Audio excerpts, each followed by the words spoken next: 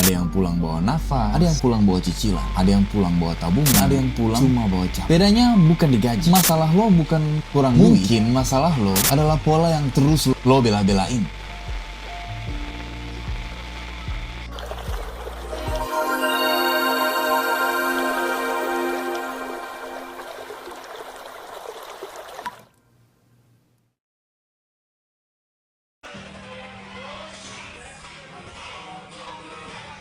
Gue mau tanya satu hal.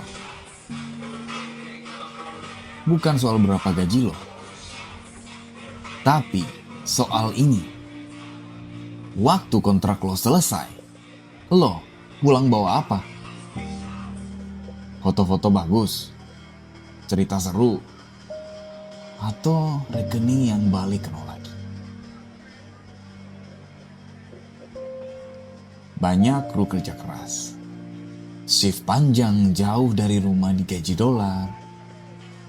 Tapi gak semua kru pulang bawa hasil yang sama.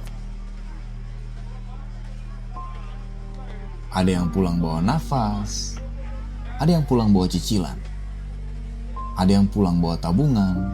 Dan ada yang pulang cuma bawa capek. Dan cerita yang udah gak bisa ditukar jadi apa-apa. Bedanya bukan di gaji. Bedanya di pola. Dan gue ngomong ini bukan dari atas menara. Gue juga pernah ada di posisi itu. Kelihatannya tenang di luar. Kelihatan kayak semua under control. Padahal dalamnya retak. Ada masa di hidup gue di mana gue kira gue udah nemu jalannya. Gue kira udah paham permainannya. Ternyata enggak. Dan itu bukan cuma soal duit yang hilang. Yang lebih nyesek. Gue gak sadar pola gue yang salah dari awal.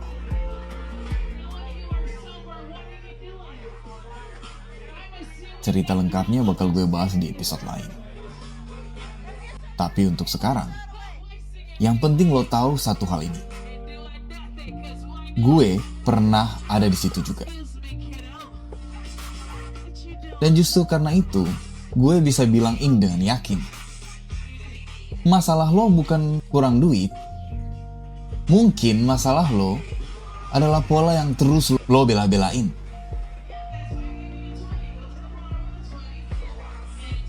Di season 1 ini kita udah jauh banget.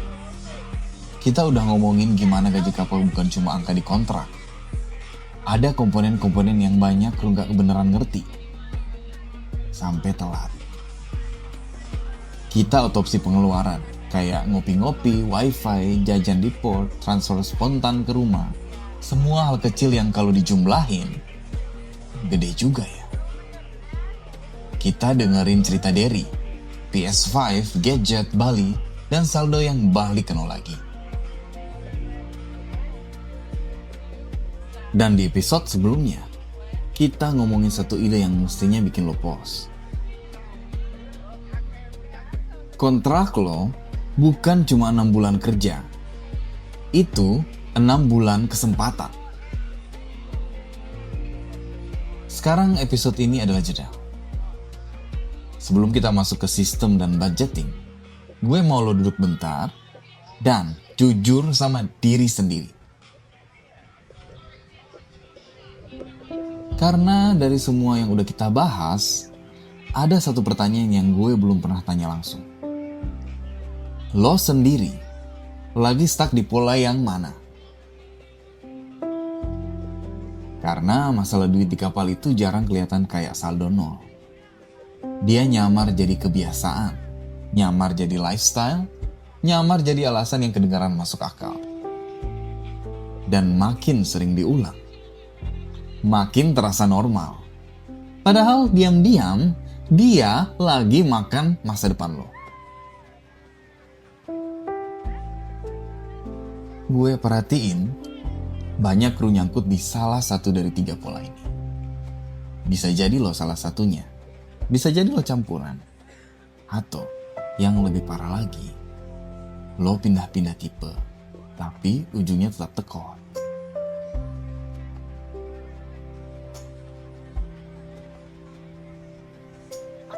Tipe pertama, FOMO Port Hunter. Ini tipe yang gitu kapal nyandar, jiwanya udah meronta-ronta lari duluan sebelum kakinya turun gangway. Lihat port dikit langsung panas. Ada cafe yang vibes-nya cocok buat foto-foto, masuk. Ada spot yang lagi viral, harus ke sana. Ada temen yang bilang, sayang banget kalau nggak ikut. Langsung dah, dompet jadi korban. Dan gue nggak bilang itu salah. Jalan-jalan itu nggak salah. Nikmatin hidup nggak salah. Yang bikin bahaya, ketika tiap kali nyandar terasa kayak ujian identitas. Itu kayak lo harus ikut, harus kelihatan hidup, harus punya bukti kalau lo nggak nyanyain kontrak lo. Dan akhirnya port bukan lagi tempat rehat, tapi jadi panggung pembuktian. Foto ada, story naik, temen ngeliatin. Tapi saldo yang pulang tinggal tulang. Tipe ini punya kalimat favorit. Mumpung lagi di sini, kan gak tiap hari. Gue udah kerja keras, gue deserve kok. Masa gak boleh seneng-seneng dikit? Boleh, serius, boleh. Tapi pertanyaannya, seneng yang lo beli itu beneran bikin hidup lo penuh? Atau cuma bikin lo lupa bentar? Kalau di dalam diri lo masih banyak hal yang belum beres.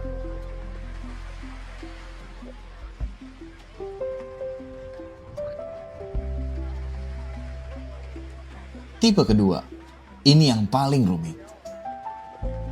Karena sekilas ini yang paling kelihatan mulia. Paling berkorban, paling anak baik. Gaji masuk langsung transfer. Keluarga aman, tagihan beres. Semua orang tenang. Kecuali lo sendiri. Dan gue mau jujur dulu. Ini bukan soal nyalahin orang yang ngebantu keluarganya. Orang di tipe ini biasanya bukan yang egois. Mereka justru yang paling susah bilang enggak. Yang paling gampang rasa bersalah kalau 1 bulan transfernya kurang. Yang paling kerja keras, tapi bukan buat diri sendiri, tapi buat orang lain. Gua ngerti itu. Tapi pelan-pelan tanpa disadari, lo mulai hidup kayak sisa doang. Lo kerja keras, penuh capek, penuh dengan tekanan, tapi jatah aman buat diri sendiri nyaris gak ada. Gue pernah ngeliat ini dari deket.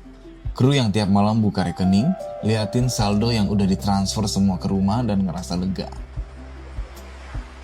Semuanya udah aman.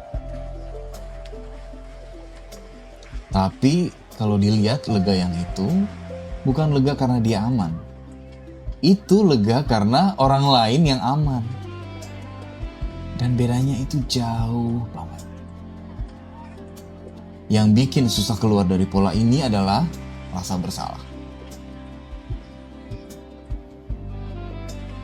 Gitu mulai nyisihin dikit buat diri sendiri, langsung kayak ada suara. Ini egois gak sih? Nanti kalau keluarga butuh gimana? Dulu gue dikasih makan, sekarang masa pelit ke keluarga sendiri? Dan suara itu kenceng banget. Lebih kenceng dari logika lo. Kalau lo kosongin terus gelas sendiri, lama-lama lo gak bakal punya apa-apa buat dituang. Bantu keluarga itu mulia, tapi jangan sampai itu jadi alasan lo lupa buat nyelamatin diri lo sendiri.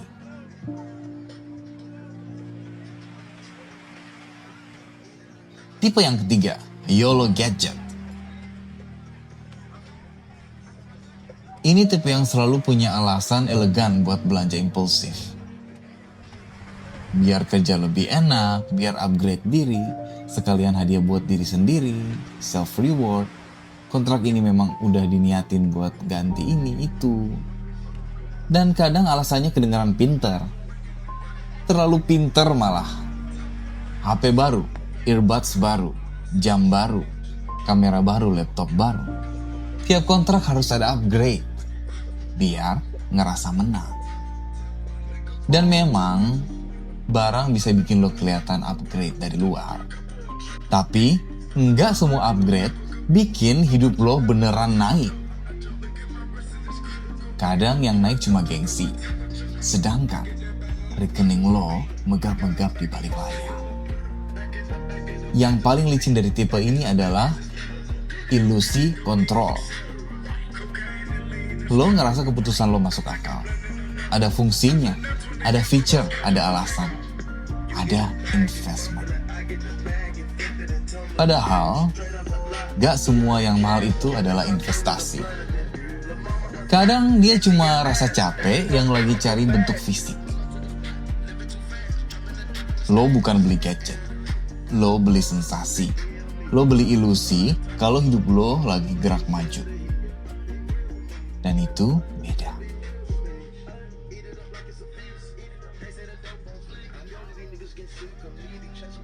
Sekarang, gue mau ngasih 5 pertanyaan. Lo gak perlu jawab keras-keras, cukup di dalam kepala aja. Tapi, jawabnya harus benar.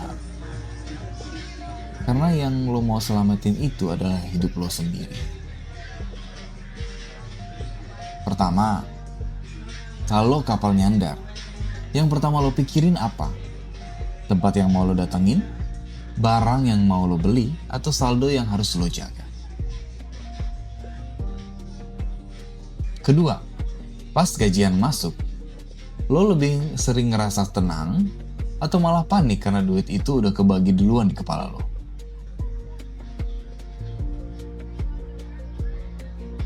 Ketiga, kalau ada sisa uang, lo refleks simpen atau refleks nyari alasan buat habisin? Keempat, kalau keluarga minta, lo bantu dengan rencana atau lo bantu sampai lo sendiri gak punya napas? Dan terakhir, kalau lihat teman beli barang baru, lo ikut pengen karena butuh atau karena takut ketinggalan?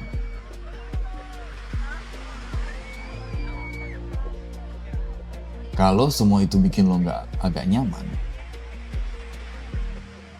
good, great. Karena rasa gak nyaman itu bukan tanda lo diserang. Itu tanda lo mulai sadar. Dan sadar itu sering gak enak.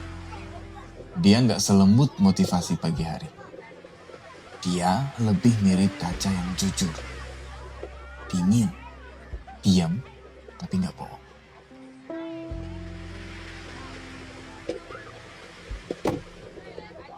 Yang paling bahaya bukan salah pilih tipe.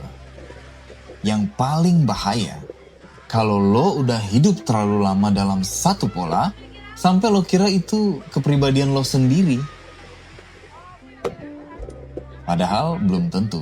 Bisa jadi itu cuma mekanisme bertahan yang keburu jadi kebiasaan.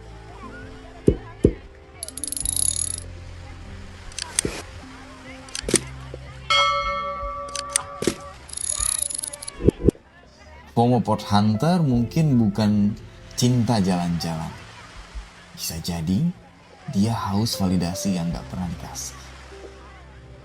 Tipe kirim semua ke rumah mungkin bukan murni karena tulus. Bisa jadi dia dibesarin dengan rasa bersalah yang terlalu berat. YOLO gadget mungkin bukan soal teknologi. Bisa jadi dia lagi nutup capek dengan sensasi beli sesuatu yang baru. Jadi, ini bukan cuma soal duit. Ini soal luka yang nyamar jadi keputusan. Yang nguras rekening itu kadang bukan harga barang, tapi emosi. Makanya sebelum lo ajak nyari strategi, cari dulu polanya. Sebelum lo nanya cara nabung, tanya dulu siapa yang selama ini paling sering nyolong masa depan lo. Orang lain kah? Keluarga? Lingkungan kah? Atau versi lo sendiri yang tiap bulan bikin keputusan pakai perasaan? Kalau hari ini lo mulai kebaca tipenya, bagus. Itu bukan aib, itu data dan fakta. Bukan buat nyalahin diri sendiri, tapi buat mulai ngerevisi hidup lo. Pelan-pelan, gak usah sok berubah dalam satu malam. Yang penting jujur dulu. Kontrak lo itu kayak cermin. Dia nunjukin lo pas duit masuk, lo berubah jadi siapa. Jadi sebelum episode ini selesai, gue mau nanya sekali lagi, jujur. Lo termasuk kru tipe yang mana? Tulis di kolom komentar.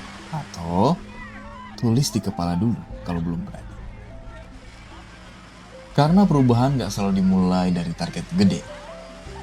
Kadang dari satu pengakuan kecil, kayak, iya, kayaknya selama ini gue salah pola. Dan dari situ, hidup mulai kebuka dikit.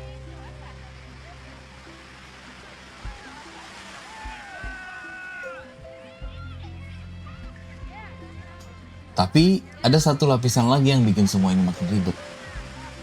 Banyak kru udah tahu mereka lagi seret. Udah tahu duitnya mepet. Udah tahu polanya berantakan. Tapi tetap susah ngaku. Kenapa? Karena gengsi. Karena malu. Karena terlalu terbiasa kelihatan aman. Padahal di belakang itu, mungkin sering minjem, sering nutupin, sering pura-pura fine. Itu yang bakal kita bahas di episode berikutnya. Karena kadang yang bikin orang makin tenggelam bukan cuma karena duitnya kurang. Tapi karena egonya lebih keras dari rasa takutnya sendiri. Well, see you on next episode.